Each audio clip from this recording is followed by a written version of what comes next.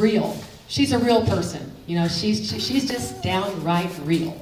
There's nothing fake about Pat. She's just a real person. I stands for intellectual. She knows so much. She's written so many policies. She's written so many procedures. She loves to read books. So she is just extremely intellectual. C stands for compassionate and caring. She's a very compassionate, caring person. She listens to each one of us as we come to her with our little issues. Seems to have an answer right away to resolve what's going on. And that's what I really appreciate, the fact that she's always compassionate and caring. The next I stands for interested. She's interested in what goes on in the Dallas Parks and Recreation Department. She is definitely, wants to know about everything that's going on, and her passion for the Parks Department is definitely recognized. And the last A stands for always there. She's always there. We can call her at home. I can't tell you how many times I've called her at 5 a.m. to say, oh, I got a call from so-and-so and something didn't happen. And she always, I'd always say, Pat, I really hate to bother. Oh, it's not a bother, it's not a bother. So she's just always there for us. Now, I want to let you know sort of her history with the Dallas Parks Department. And if you would, it'll just take a minute. So let's talk about Pat's history with the department. Now, Pat started out in the year 1982. Let's go first of all before she even started. As far as her education, she has a BA from the California State University. She had a major in psychology and a minor in English literature. There tells why she's so intellectual. She has her MS from California State University, Northridge, and she majored in recreation and leisure services. And then of course she has her PhD from Texas Women's University in therapeutic recreation. So Dr. Pat.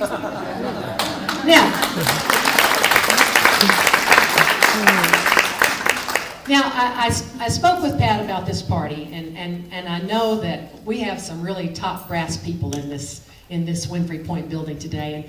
And Pat said, I just want to keep the party kind of simple. So I spoke with Willis and Daniel, because I know many of you would have so many things to say about Pat, because she is so wonderful. So what I'd like for you to do, when I call out where she worked, as the Baptists do, we testify, so feel free to testify when I read where she worked and you were there with her.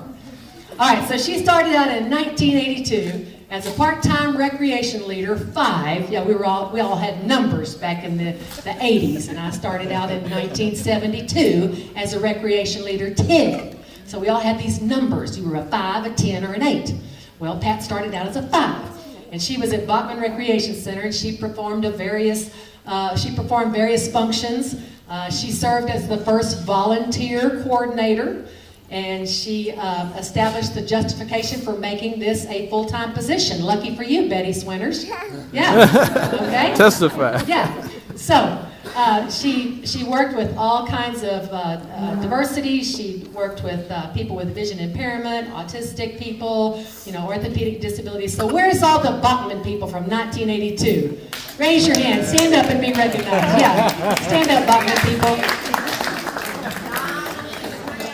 Don, Linda Strim, Pam Monk, Carolyn Brescia. All right. So there's the Bachman people who first started with Pat. Now and then in 1982, now we go from 6/1/82 to 10/11. So you can do the math. She became the senior specialist, 10, and she developed all the senior citizen programs within the recreation centers. And she implemented special events, and she made presentations to the community organizations. She worked with the area agency on aging and other senior organizations. So that was in 82. And then in 1983 to 1988, she became the Senior Citizen Coordinator 12. So she's gone from 5 to 10 to 12. And she managed a staff of 3 Senior Citizen Program Specialists. And she coordinated all the programs again for senior citizens. Worked with the Senior Affairs Division, and she also helped with the creation of the Office of Senior Affairs and the construction of the senior program rooms at Martin Luther King, where's the ML King people, Thurgood Marshall, and Walnut Hill Recreation Center. So give a shout out if you want to, be recognized. All right, so That was in 1988. Now in 1988 to 1982, she's climbing the ladder.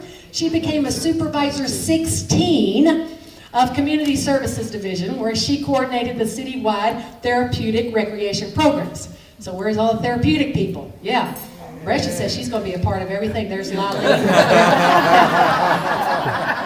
She's going to be a part of every group. So glad that you're testifying today, Carolyn. Thank you for that.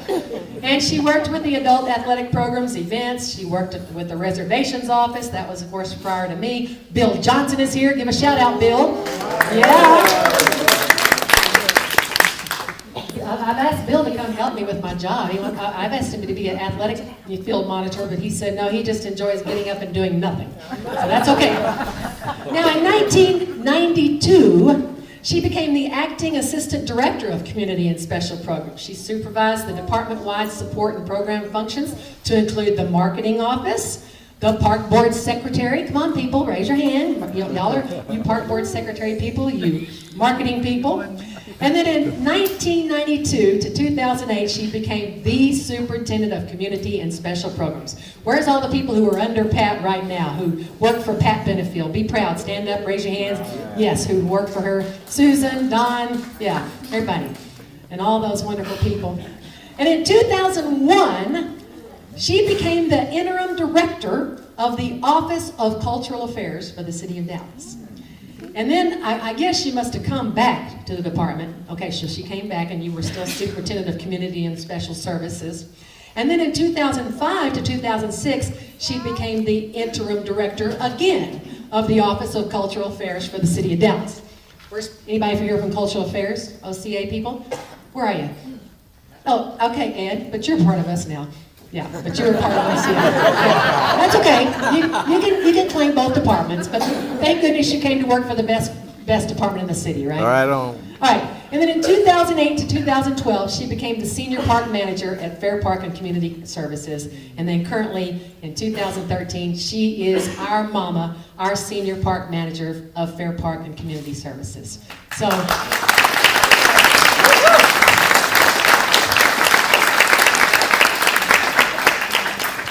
Not every day that someone, we recognize someone with 31 plus years of service. So at this time, I'd like to turn the microphone over to Daniel Huerta, the general manager at Fair Park, and